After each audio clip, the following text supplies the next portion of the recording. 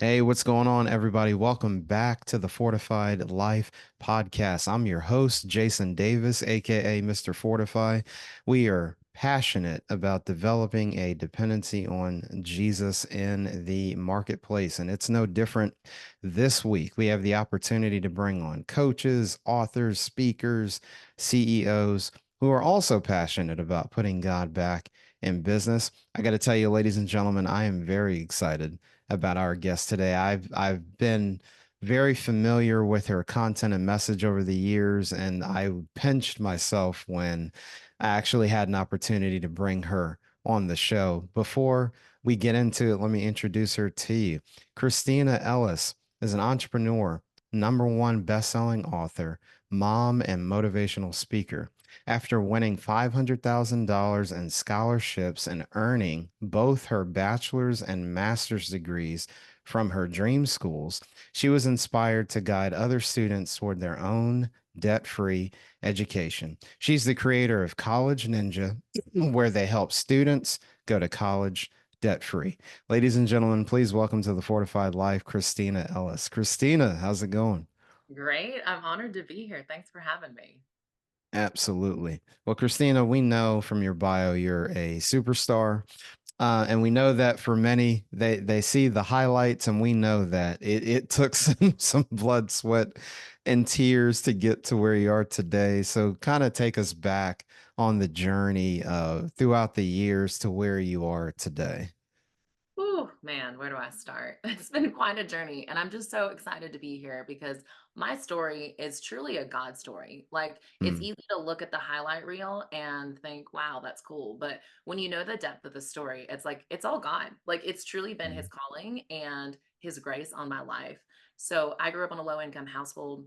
My mom is an immigrant from Venezuela. My dad is a country boy from Southern Indiana, and they ended up meeting, falling in love, had this beautiful life, all this vision, these dreams that they had planned. And unfortunately, when my dad was in his 30s, he got diagnosed with cancer. I was three, mm. and it just rocked our world. And we went through several years of cancer treatments, and it was brain cancer, so it was a pretty dramatic journey for Wow. anybody who has had a spouse or a family member deal with that. It is a rough experience.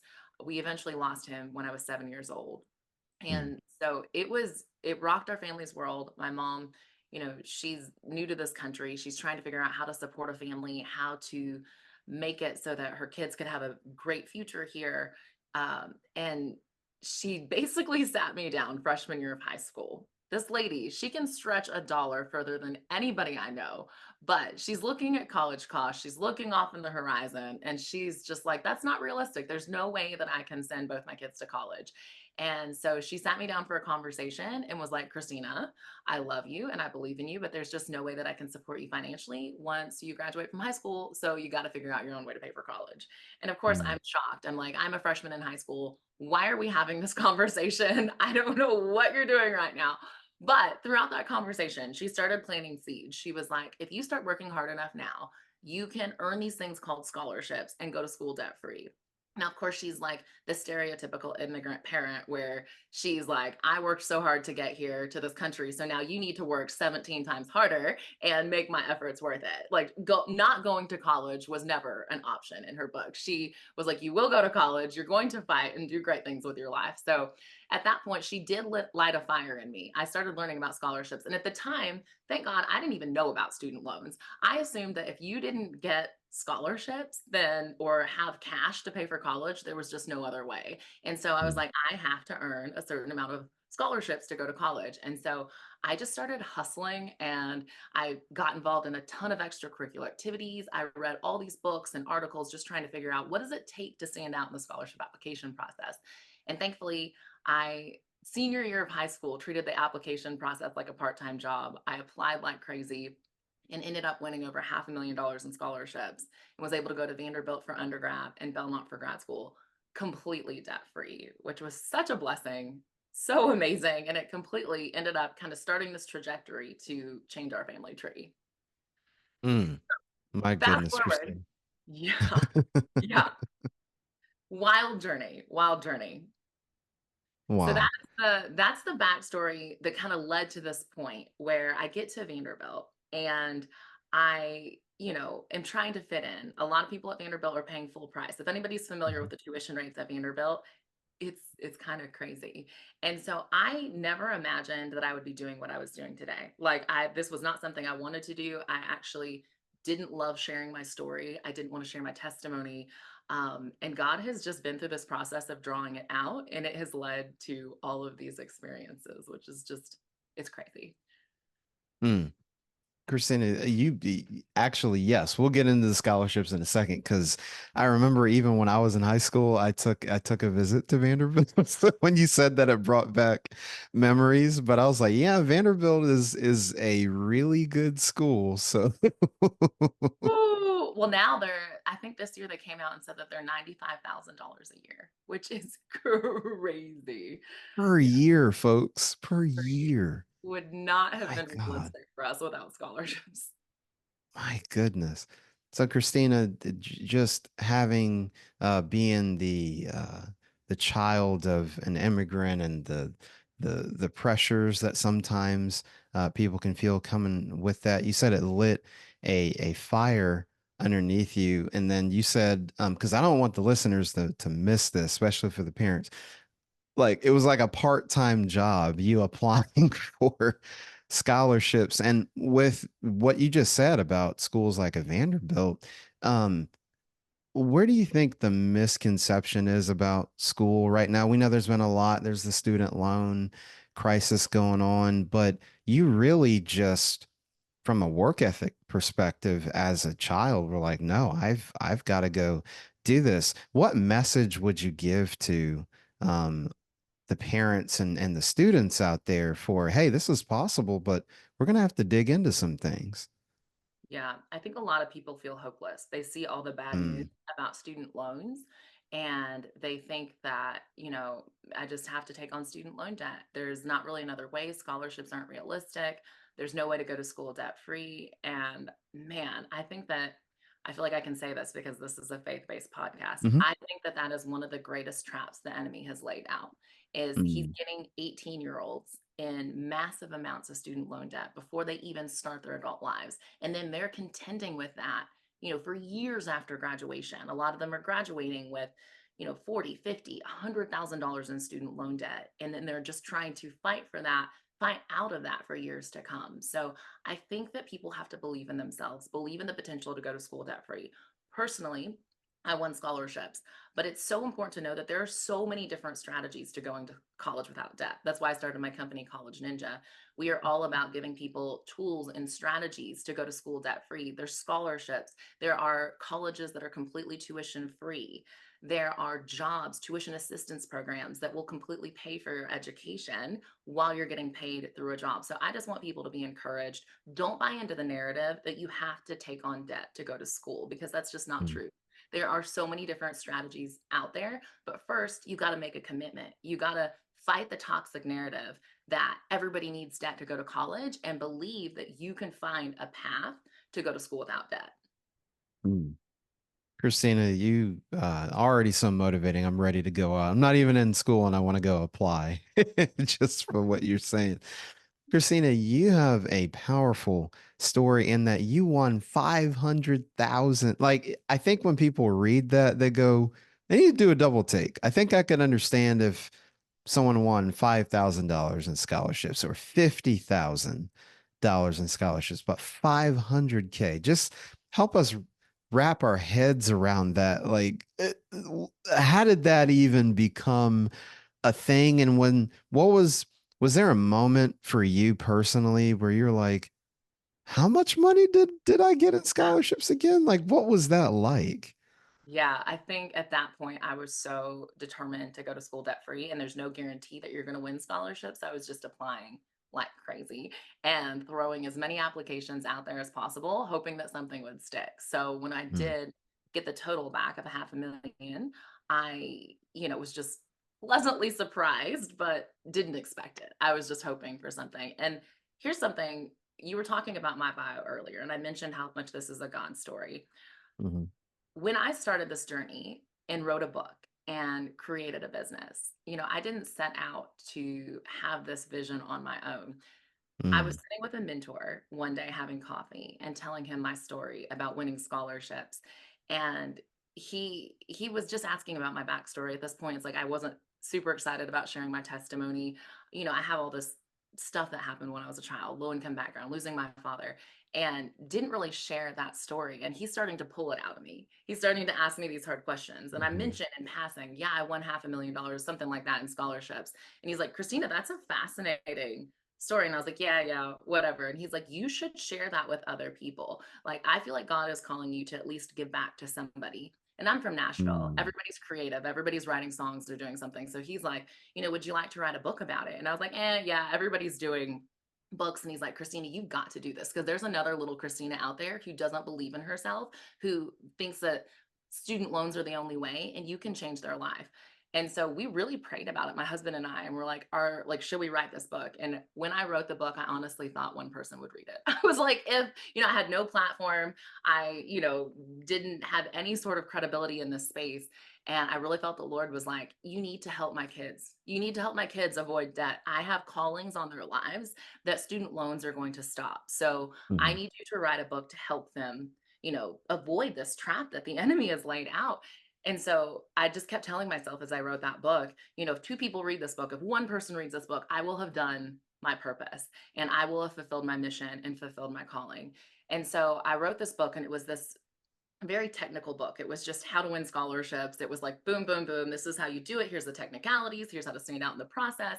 And we were going to self publish it on Amazon. And the mentor ended up taking it to somebody that he knew in the business world who was a publisher. And he's like, we're just going to get some feedback from them and then we'll self publish it together on Amazon. And I left that meeting and they were like, all right, we'll get the paperwork to you next week. And I was like, what? What paperwork? Wow. They're like, "We're offering you a publishing deal." I was like, "Oh my gosh, okay." I never expected that. But then they were like, "Here's the caveat. In order for that to happen, we need you to double the length of the book, and it needs to be your testimony. It needs to Mm. be like the depth of who you are and what you've been through." And I was like, that is the one thing I never wanted to do. Like, I literally saw somebody on stage at church one day, like crying and sharing their testimony. And I leaned over to my husband and I was like, or I think it was on the way home. I was like, I'm so glad that there's people who want to share their testimony. That'll never be me. Like, I never want to like publicly talk about the stuff I went through. And I was like, God has such a sense of humor because he's like, yep, you. Like, you're Yeah. going to get out there, you're going to share your testimony. So in this book, I end up talking about everything. It is like a journal of my childhood, all the crazy things I'd been through, secrets I hadn't told people, for my entire like my high school boyfriend and my husband now were the only people who knew stuff that was in that book. So we ended up titling Wow. Confessions of a Scholarship Winner because for Wow. me, it was truly confessions. Like I was having to tell family members of things that were going to be in that book that I had never shared. I had dealt with like self-destruction, suicidal thoughts, and all these different like things that I had been through. And it was crazy because it's a scholarship book. Like, why would anybody put that in a scholarship book? But I felt like the Mhm. Lord was saying, like, there are kids out there who don't believe in themselves. Like, they are thinking that their story, their backstory is so bad. Their lack, their situation is so desperate that there's no way that they can change their future. And so I need you to be honest and confess and share with them like what you've been through so that they can believe in themselves. And so it was just so wild because it's like I can't take credit for it. I can't take credit for, Mhm. even putting it out there because I really feel like it was the Lord nudging me along. And then we went to put the book on the market and, again, no platform, no anything, thinking two people are going to read this book. And it's a month before the book comes out. And we get a call. The publisher had said, hopefully, we can get some local media to get your feet wet. Like, I've never been on TV at that point, never done anything like Mhm. that. They're like, you can get a little bit of practice if we can get a local station, and maybe someday you could be like on a national interview. And I was like, awesome. And so a month beforehand, we get a call on a Monday saying Fox and Friends wants you to come to New York on Friday, like this Friday, to be on a live Very interview. cool. And I felt like this sense of panic. I was like, oh my gosh, I have all these secrets I've never told anybody. And now I'm going to have to share it on national media. Like, in that moment, I was like, "God, what are you doing?" Just What's happening? terrifying. And thankfully, like, went up there, did it, and that interview launched the book into the top 40, and it's and been able to help so many parents and students go to college debt free. But again, like, I did nothing to earn that. I did nothing to deserve it. It wasn't my idea. If anything, I was, like, resistant to it, but God. God was like, "I have kids Mm, I need to speak to, and I need you to just follow along and do what I say and accomplish this purpose." my God. Christina, where can people get a copy of that book? Because I mean, just everything you're saying right now, people need to read that yesterday. Yeah. Well, you can go to our website, collegeninja.com. It has all of our content for going to school debt free. Mm. My goodness, folks, and I'm telling you, I've heard Christina speak just previously, just being a fan of her content, but I would strongly encourage you, and we'll have all of Christina's information in the book in the show notes too, fortifiedlifepodcast.com. So don't you worry, as we continue the talking to her, you will have an opportunity to go get a copy of that book. Wow, Christina, so this really sets the table.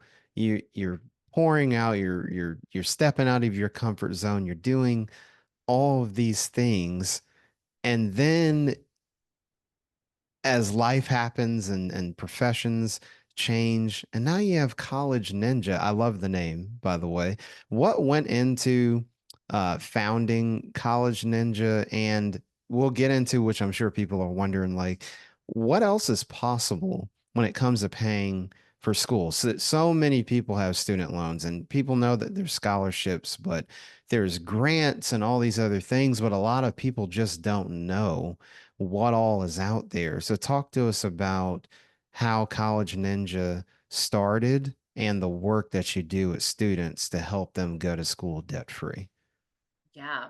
Well, College Ninja is a vision I've had for years. I've wanted Mm, to really be able to go deeper with parents and students, do some group coaching and sessions where, they could really in depth go through what it truly takes to go to school without debt and, get to see them face to face and really encourage them along the way.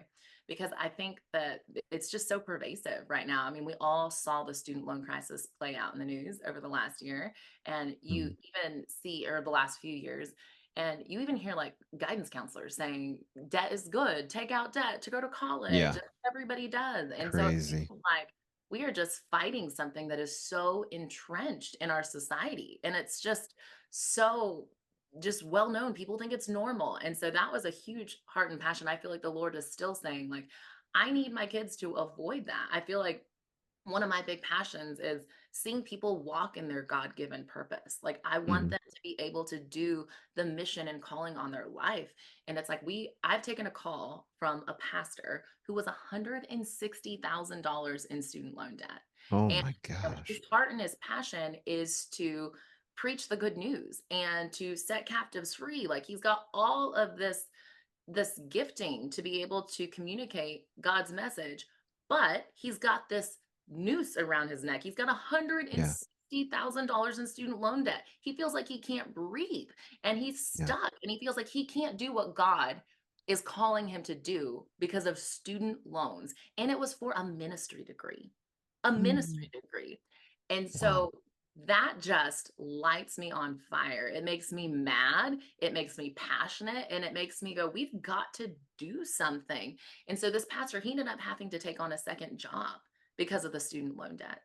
And so Mm, it's how can we help students be set up and not in chains, right? The borrower is slave to the lender. Like the mhm. enemy is putting kids in chains from the very beginning. So we College Ninja, that's the heart and passion is to, get out ahead of, this tempting system that encourages debt and say, hey, there's another way. You do not have to do that. Like, go Yeah. this way and you can avoid that pain. You can avoid that heartache and give them the tactical tools and strategies to actually accomplish that mission. Mm, I love it, folks. Yeah, Christina, I think sometimes people they hear different words and they make the assumption that some things are the same or similar. But just high level, what is the difference between a scholarship and a grant when it comes to financial aid for college? Yeah, typically grants are government based. A lot of times Okay. they're based on the information that you provide in the FAFSA, which is the Hmm. pre-application for federal student aid. And so they're often need based, whereas scholarships are available for so many different reasons. Of course, there are need based scholarships, but there's also merit based scholarships that are based on your qualifications, your extracurricular activities. There's even really random scholarships, like scholarships for having the best zombie apocalypse escape plan or the best peanut butter sandwich recipe. So it's pretty cool because there's scholarships for almost anything you can think of. Love it, love it. I just thanks for the clarification, Christina, because I think sometimes in this internet, social media driven world, people throw a lot of terms around, and it's like, no, there's actually differences and nuances to paying for school. It's just understanding the qualifications and what it takes. Like you said, there are a lot of different scholarships out there for a lot of different reasons. So thanks for that breakdown.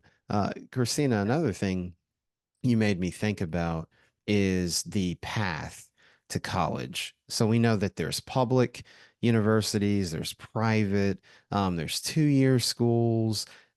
Just talk about where trend wise and what you're seeing in 2024 is has the conversation widened now because it used to be just only kind of that 4-year degree. You've got to go to the big school. How have you seen the conversation change around how there are different paths to get to school? Well, we're in a really exciting season because I think everything Hmm. is changing, right? And it's a Mm, great thing. There's still a place for four-year schools, and hmm. I'm all about getting the best education that you can afford. And Yeah. so I'm not going to be somebody that says everybody should go to community college, everybody should go to a four-year school because it's so nuanced. It really depends on what you want to do with your life. What are your goals? What are your passions? And where do you think God's leading you? And then also, what can you afford? What's realistic? And so, and what creative strategies are you willing to implement? Because you may not be able to afford a four-year school now, but there's Yeah. probably several strategies you can implement if you're willing to work and put the strategy into it. And so I think that it's been shifting and it's going to continue to shift. And it's really important now more than ever to ask those questions. Do I really need a degree? For a lot of Hmm. people, it will be yes, still engineers, doctors. There's all sorts of paths that still do need a degree, or you may want a degree, even if it's not Yeah. necessarily technically what you need for your career field.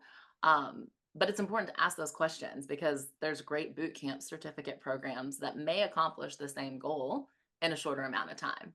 And Hmm. it's just awesome right now that we have these opportunities to be so strategic and find different paths.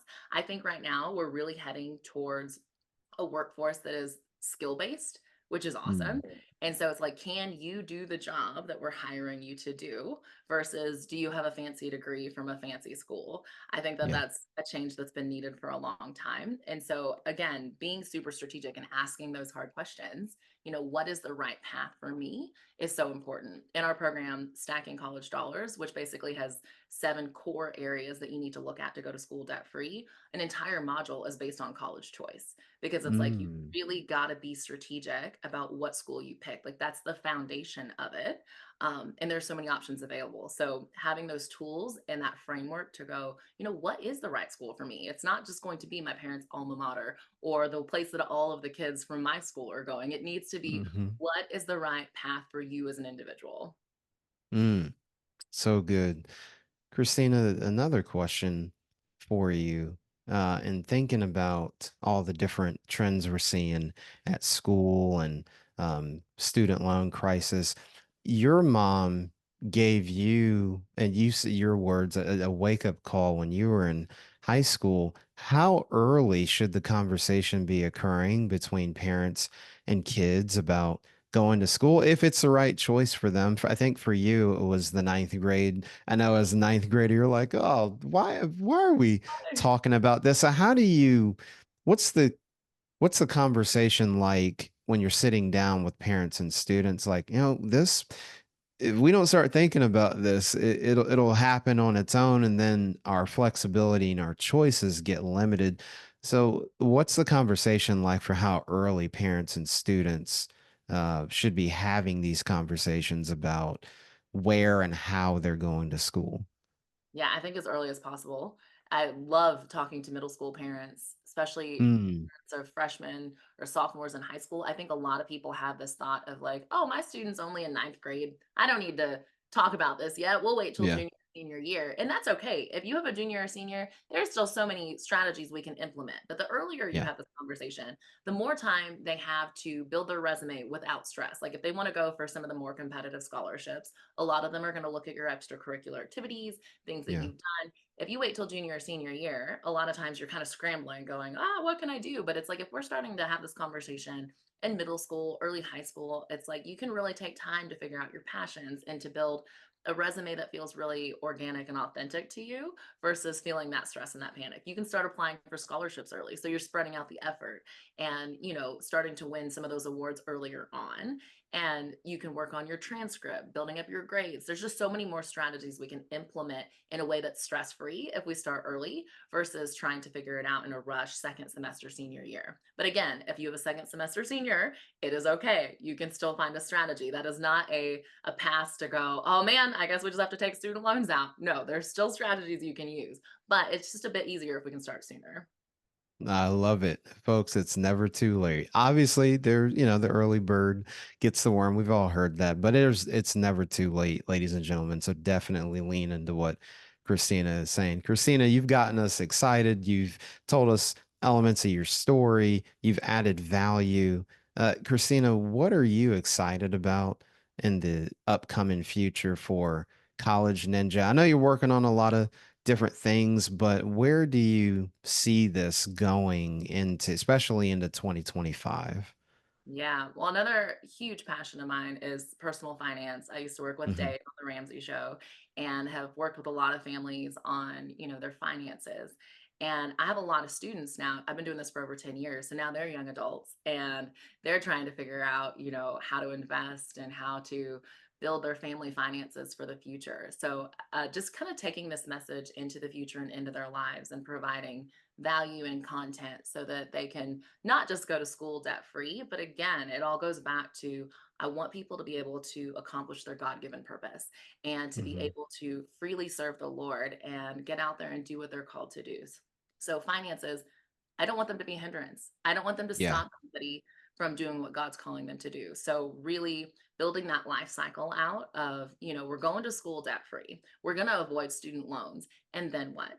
How can we build your finances to the point where you can maximize your life, where you can accomplish what God's calling you to do with freedom and without stress? If you want to be a stay at home mom someday, if you want to be a missionary, if you want to be a pastor, how can we make sure that your finances are set up to where they're not the thing that's going to stop you? They're not going to be the stress that is weighing you down. There's enough other things that the enemy will try to throw at you when you're trying to do God's work. Let's make sure finances, that's not a tool that he can use against you.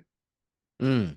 So good, folks. She's preaching good today, and I don't know if that's a future title somewhere, Christina. Maximize your life. There's something good there. I'm just saying. Thank you. Thank you.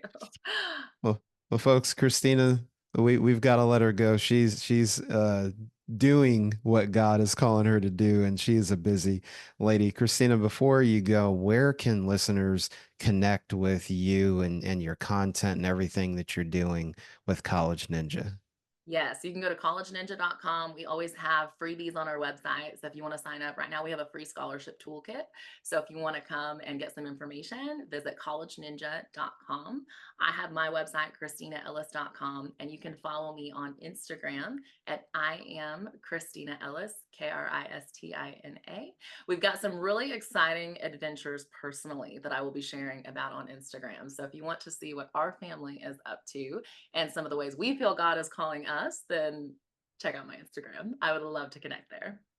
Very, very cool. Folks, you've heard it directly from the source. You know how to find Christina. Christina, I just want to say thank you so much for taking time out to hang out with us here on the show. You have really opened up, I'm sure, a lot of eyes. And I know there's a lot of different messaging going on in the space dealing with scholarships and student loans and personal finance. But thank you for everything that you do to further this work, and it's necessary work. So thank you so much.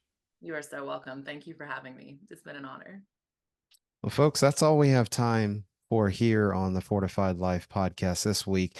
You know how we leave things. Don't compartmentalize your faith in the marketplace. And from the boardroom to the bathroom, God is with you. We'll see you next time on the Fortified Life podcast.